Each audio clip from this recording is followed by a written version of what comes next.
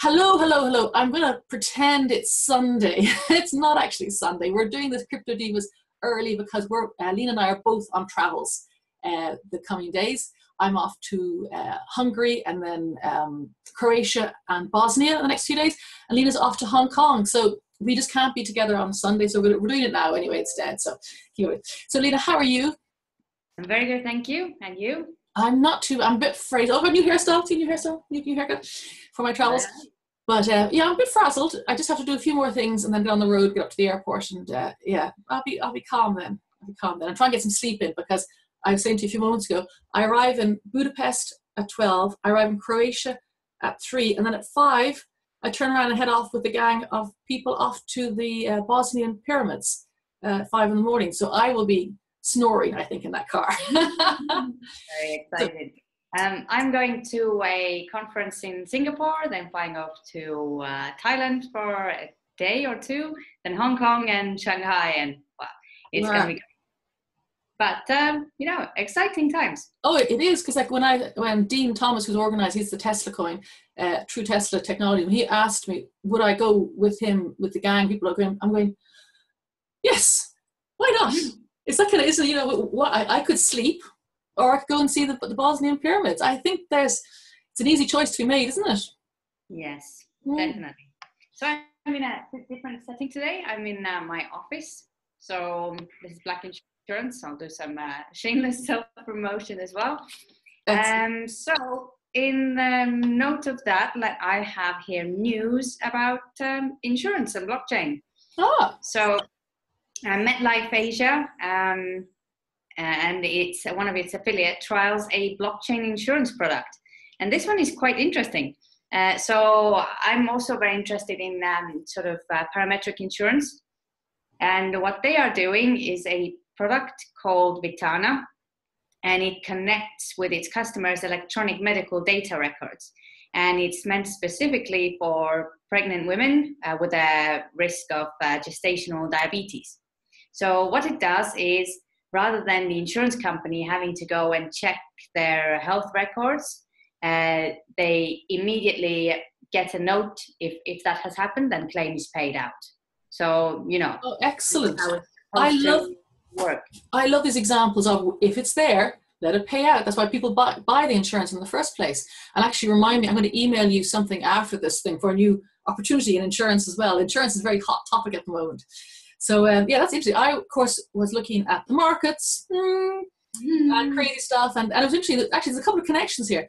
BitMEX, they have their scheduled downtime, their maintenance on 22nd, which they said to push the Bitcoin value up because they trade margins there. So I think they're all getting their margins in, or you know more about that, whatever. But then it's interesting, they mentioned too as well, BitMEX, it's going to rent the most expensive, it's going to rent in Hong Kong, where you're going to, and Hong Kong has the most expensive real estate in the world, I think. It's maybe, the rents, I think, are the most expensive there. It's the 4th most densely populated city. And I've actually saw recently some horrendous videos of people in Hong Kong, because there's no place to rent. There's a huge housing crisis, and they live in cages or they live in coffins. So they're like, yeah, there's like 16 square foot cages at 190 per month. You see, just Google it and go on YouTube. It's horrendous. And then there could be 60 of these cages or these coffins crammed into a single bedroom. So, oh my God. And then it's basically modern day slums, and the bathrooms and kitchens are shared, they're communal in the houses. But actually, even the bathrooms and the kitchens are in the same room. There's pictures of a toilet here and an oven here. Oh my goodness. So that is horrendous. Wow. I mean, I think of Ireland and our housing crisis, which is a different crisis. It is. We do have a housing crisis. But it's not terrible. People, if they need to work in Hong Kong, the people who are at the lower, obviously, end, the more manual blue collar workers are living in cages.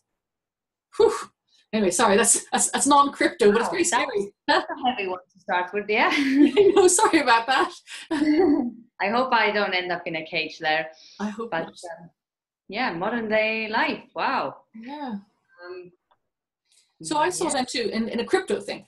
Well, it's kind of bad as well, actually. In Norway, there's a company called Crypto Vault that runs mining operations. You may have heard of them. And they had bomb threats last week.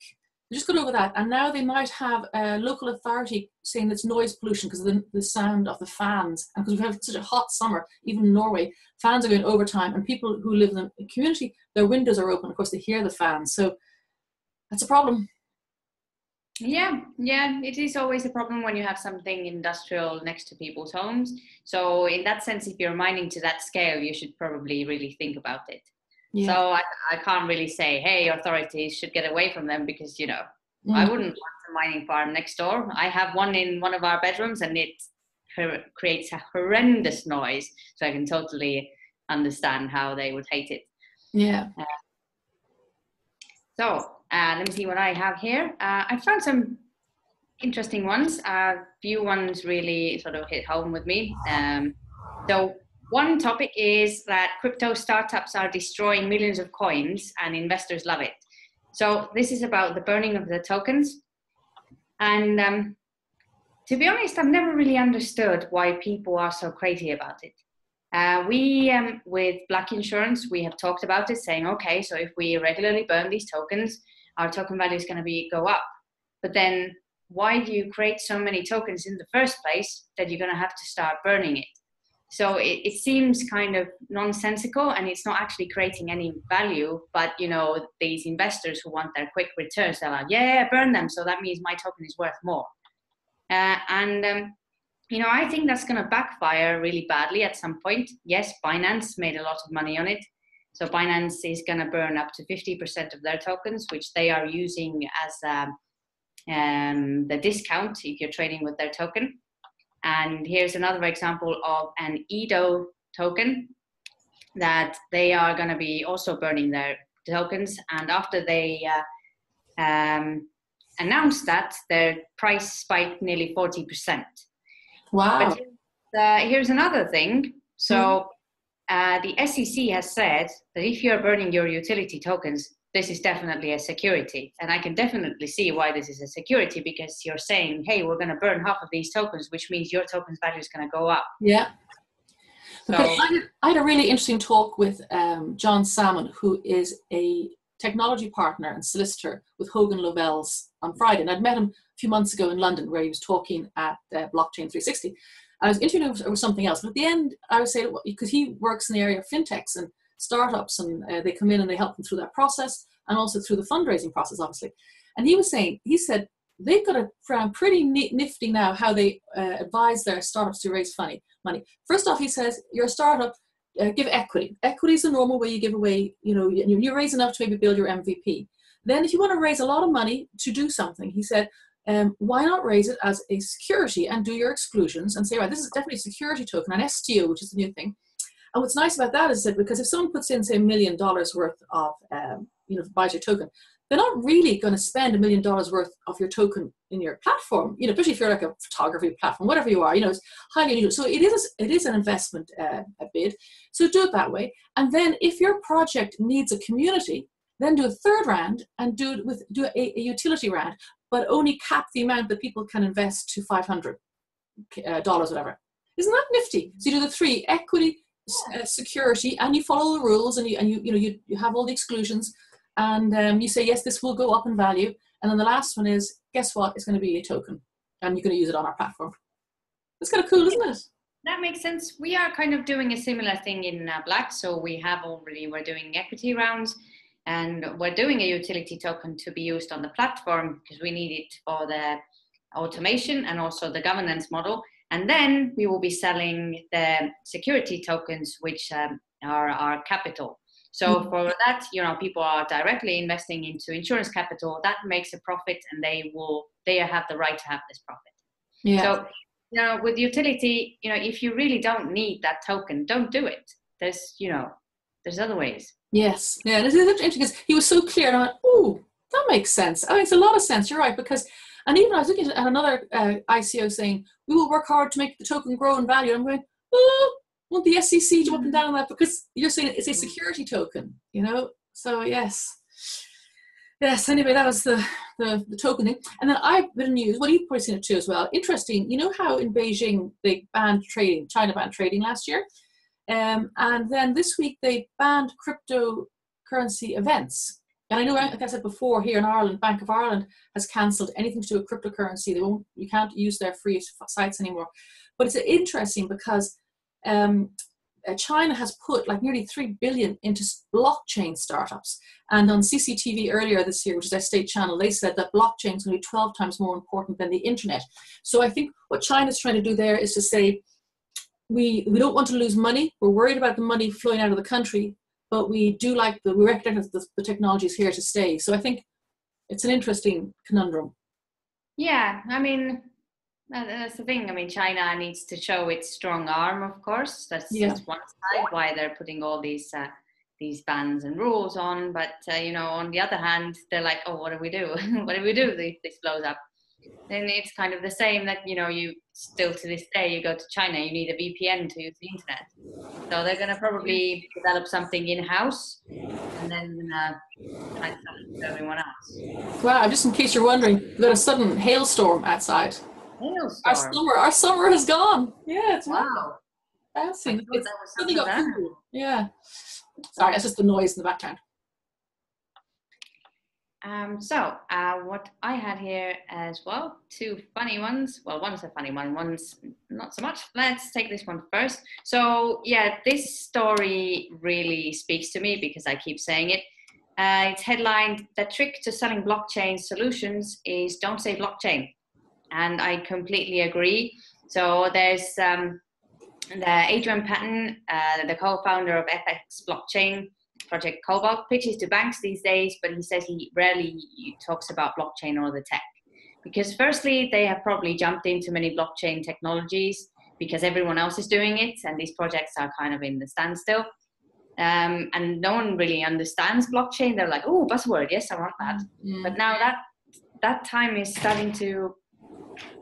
Hello? Hello. The room booked. Are you sure? Right. I will find somewhere else. I also have this room booked, but okay. All the other rooms are booked, otherwise it wouldn't bother you. Right. One moment, please. This show is getting interesting. We're getting mobile. Yeah. Let me find somewhere. He's a bit grumpy. I would have said squatters' rights and I'd be done in 5 minutes.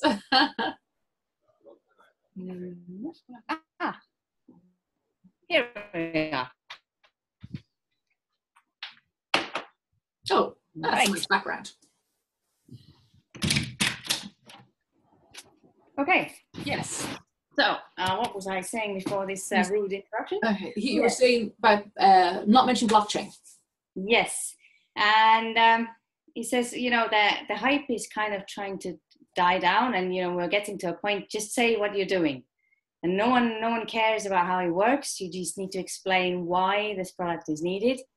And also the CEO of Guardtime, they were developing their keyless signature infrastructure. Is that Martin something, is it? The Guardtime? Yes. I've met him. Yeah. They were the ones that developed the Estonia's e-health records, KSI blockchain. And they were working on the KSI concept before the Bitcoin white paper. Yeah. And they said they just jumped on the blockchain gold rush, and they got caught up with it. And they said, we called ourselves a blockchain company unshamedly.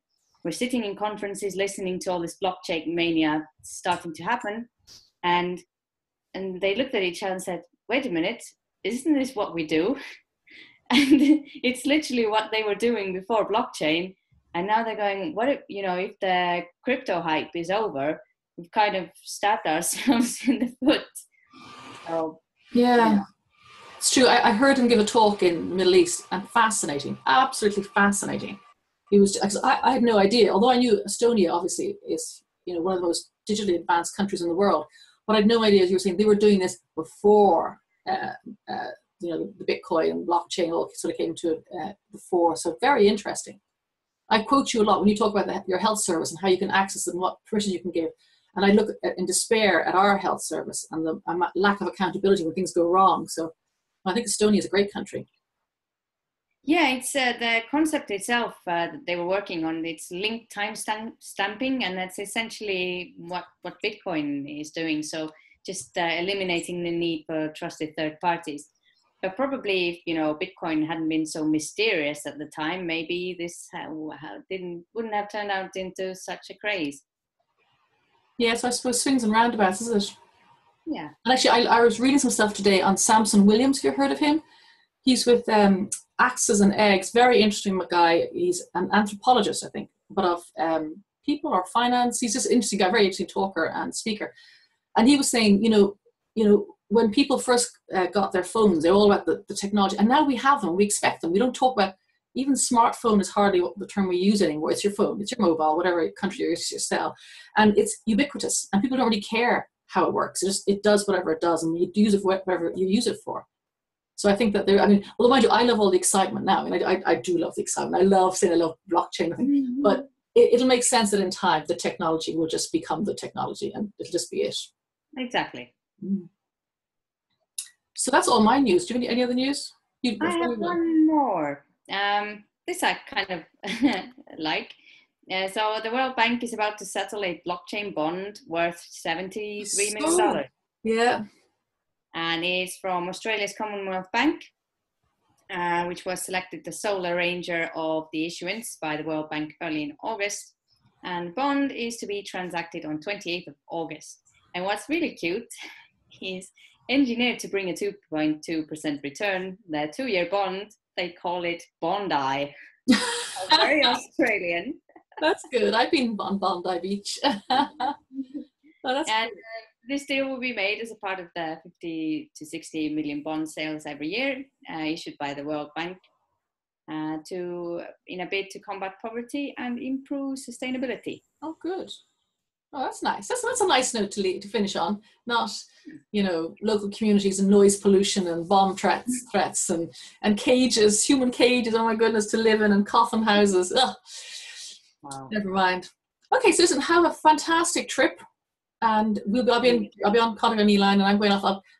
Wait till I see the Bosnian pyramids. That's going to be amazing. I'm going to send you, a video there and do like a video of that.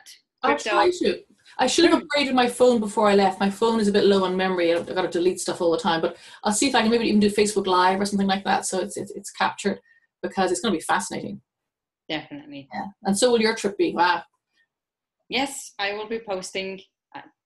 Go and follow me on social. I will. I'll be watching. And share our videos. Oh, absolutely. Yes. Please like our videos. Okay. Thank you so much. Until next week. Bye-bye. Bye.